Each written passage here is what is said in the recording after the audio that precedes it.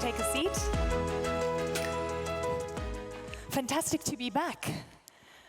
You're welcome. Thank you. I always feel very welcome here, and it's interesting to come at this time in the world. I mean, we've seen so many cycles, but I have to say, possibly nothing like this has ever happened in the global economy. And I'm wondering how you are looking at not only the short-term trends, the long-term trends, but also, we know the old adage, within every crisis, there's always opportunity. And there's a lot of agency on the continent that we haven't seen before. So how are you weighing things up? And what do you think the moment calls for the African continent and for you in Rwanda? Well, thank you, Eleni, and welcome to Kigali. But let me take this opportunity to welcome and thank each one of the leaders here, heads of state, vice presidents, prime ministers, senior executives of different industries. I want to welcome you to Kigali and thank you very much for honoring our invitation and being here with us. Of course, I want to thank Amir and his team, Jeune Afrique, for having thought of this idea to bring people together in this manner that has been operational for a number of years. I want to appreciate the work they are doing and also the comments Amir made earlier, which really encapsulate all that we need to say and maybe based on to do a number of things. So I thank you all for being here. Thank you very much. Now, back to the question. There will always be crises. I mean, we have had centuries of different things happening. We had slave trade, we had colonial times, then there are wars, then there are pandemics, then there are all kinds of things. They will happen all the time. We just, it's a matter of time, and there are these cycles that, so we are in a different cycle now that is driven geopolitically, and we have to contend with that. But that also for Africa keeps being a reminder of our position. Where do we stand in this global positioning? And we have had many people contribute ideas and very accurately educating us what we need to do and what we need to be thinking about. But we can't stay there.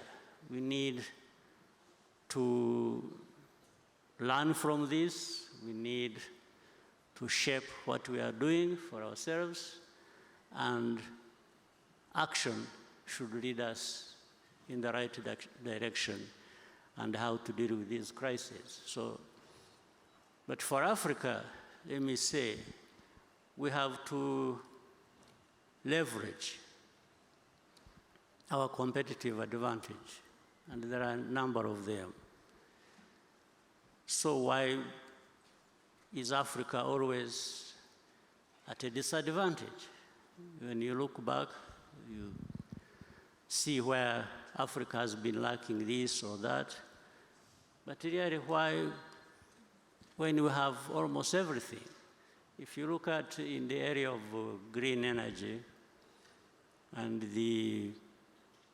this continent is home to 60% of solar potential. 60% is home to that. Africa is home to that. Then if you look at the critical minerals that I talked about, all of them, or the majority, are on the continent. For making batteries and so on and so forth. And different powers are fighting over that. But Africa, that has a lot of that, is silent or losing most of it cheaply to those who have the power and know what they want to do. Look at human capital. In terms of human capital, Africa has abundance of that. In fact, whether maybe by now already or in a few years to come, Africa will be having the largest middle class in the world. So how can we have these resources? And then we are here wondering how to overcome some of the challenges that are brought by the geopolitics that we talk about, or the crises that we see happening in every. So we need to come together and do something about it. It's doing something about it. The rest we know.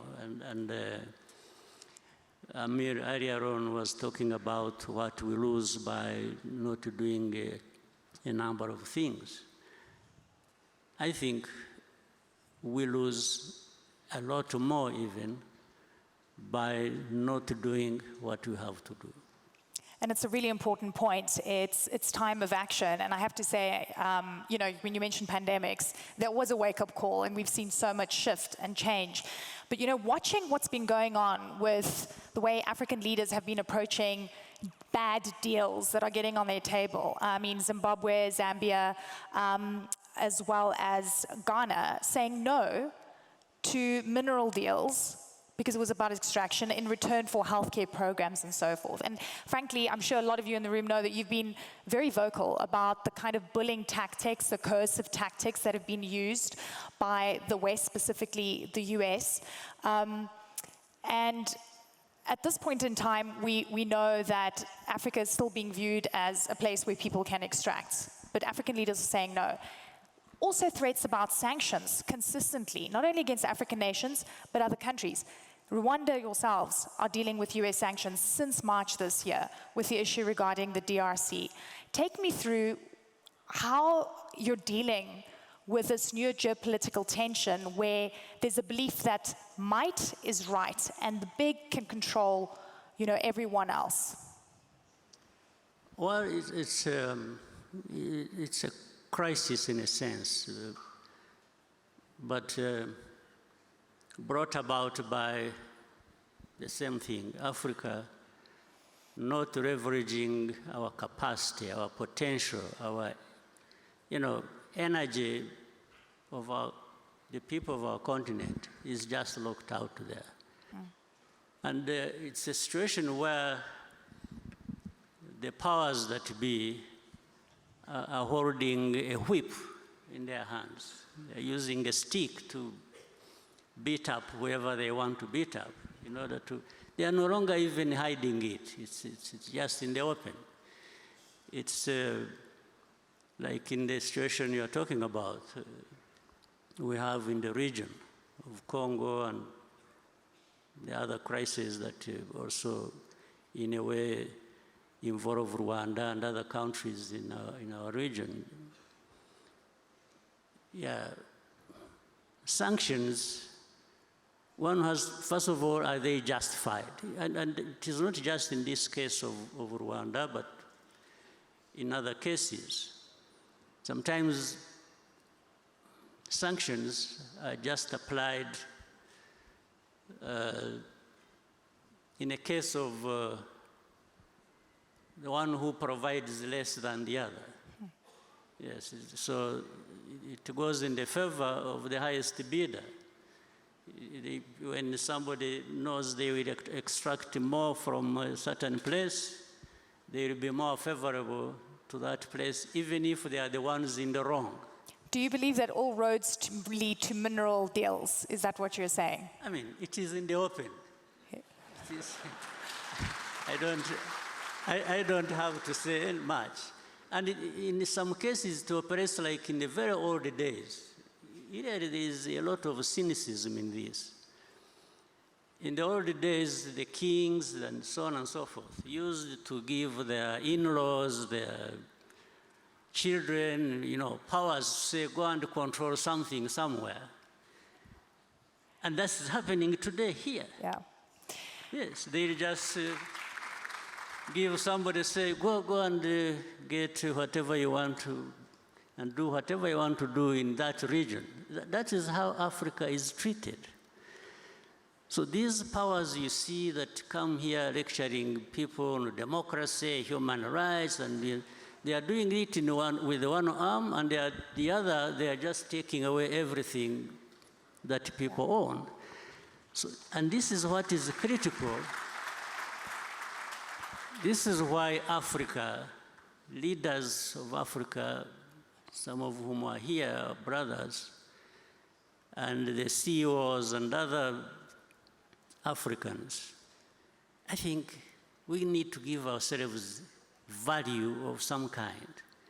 We can't just be people who are waiting to be ripped off by somebody who is shrewd enough and has the power to come. No, we must be able to say no. And we've seen those no's. We've seen some of those. I mean, do you believe, sanctions are used, a coercive method to get countries to capitulate. Are you going to capitulate? I never capitulated in a war situation. This is not a bad situation as such. Well, it hurts, absolutely. Yeah. And that's what it is meant to do. It is meant, sanctions or different measures are meant to hurt people. So in a way, we are hurt. Mm. But I think we would be hurt more by not doing what we are doing. So it's always, you make a calculation. Yes. So, and it is not so difficult to say no. In fact, it costs more to say yes to the wrong thing. Yeah. So we are here, but all these things come to pass in one form or another. Even those who have been given the gift of messing us up, one day they will not live long enough to see the gains from exploiting people or doing unjust things. So I think each one of us, countries in Africa, and mainly and most importantly together, there is a lot we can do to raise Africa, to raise ourselves to the level where it should be, and don't mind about these powers that think they own the world and the heaven and everything else. And I hear you loud and clear on the hypocrisy and the contradiction in terms of where international law applies to some when it suits and it's broken in other cases. We've seen so much of this. In a world where we're seeing the unraveling of the global world order as we know it, institutions are being challenged, they're being broken down. What is Africa's role, do you think, in this new world? Because it feels like it's never going to be the same again. My view is that these pressures that we get from the rest of the world, Africa, I think, is being reminded to wake up.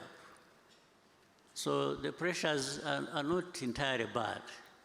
I think they force Africa to look within for what we have, to actually do what we need to do, to find a good place for us in this world of those injustices and other challenges. So Africa, looking within, and we have a lot to bring to bear on dealing with these challenges, I think we can succeed. But above all, we need to work together and move away from saying what we know, because there is a lot we know and there is a lot we talk about, but we need to do a lot more based on that. the private sector. I want to talk about scaling up or failing.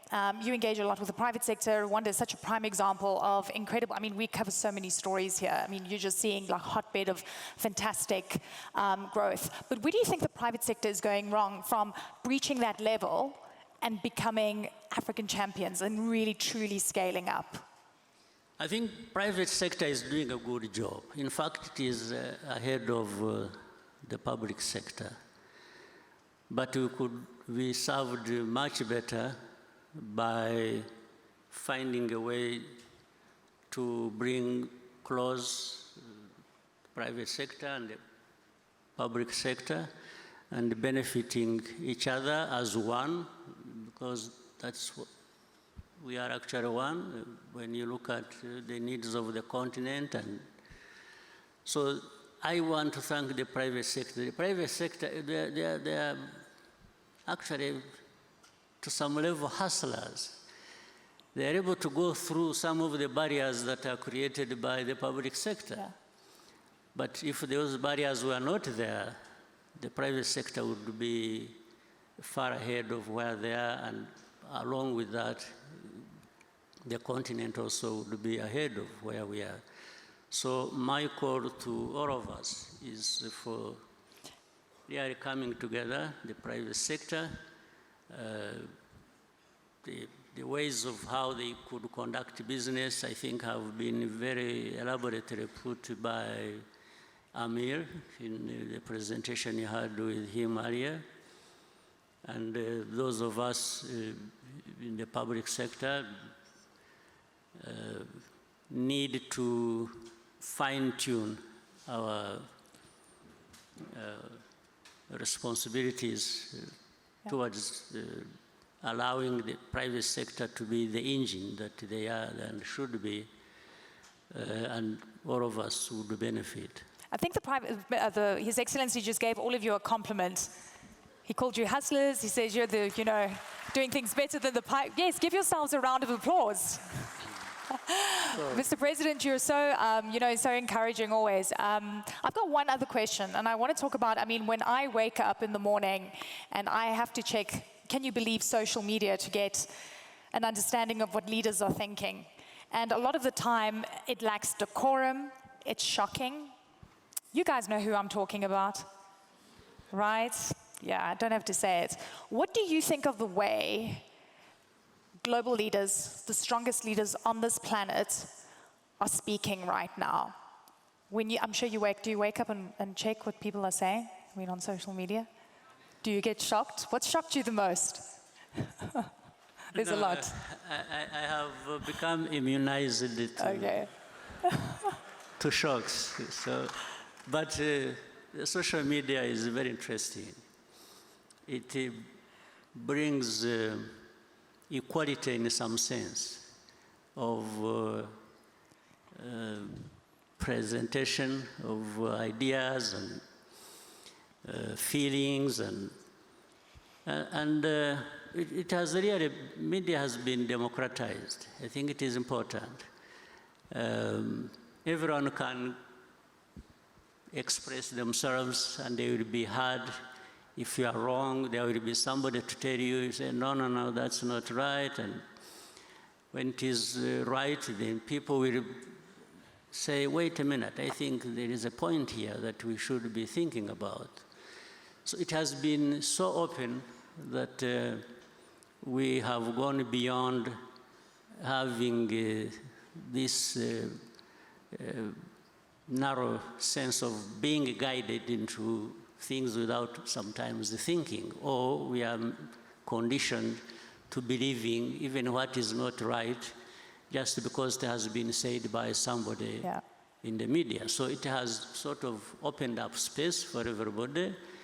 So some of us also follow, and it's up to any individual to scan and try and make a sense of what you've heard, you are seeing, and it is a good way. You receive criticism, you receive advice, and so it remains the responsibility of any individual to decide how they build on that and benefit. You didn't answer my question about the shock factor. Are you shocked by some of the things you see? I'm not, I said I've been immunized. Immunized, I'm not shocked about it. I understand where the world we live in. Yeah, it's changed, right? It's completely different. Yeah, for the 30-something years of my life, in the last 30 years, if you look at, I think, we come to understand there will be things that would otherwise be shocking, but they don't shock because we have been there. That's true. Mr. President, final word. What do you want people to walk away with from this forum as we say goodbye?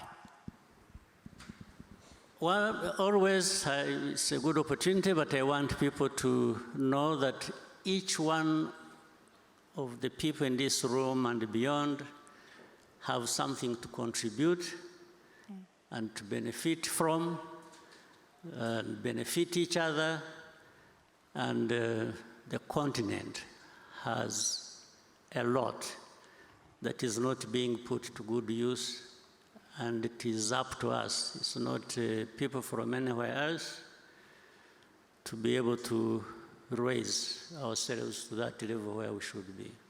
Ladies and gentlemen, please help me thank His Excellency the President of Rwanda, Paul Kagame. What an honor to speak to you, sir.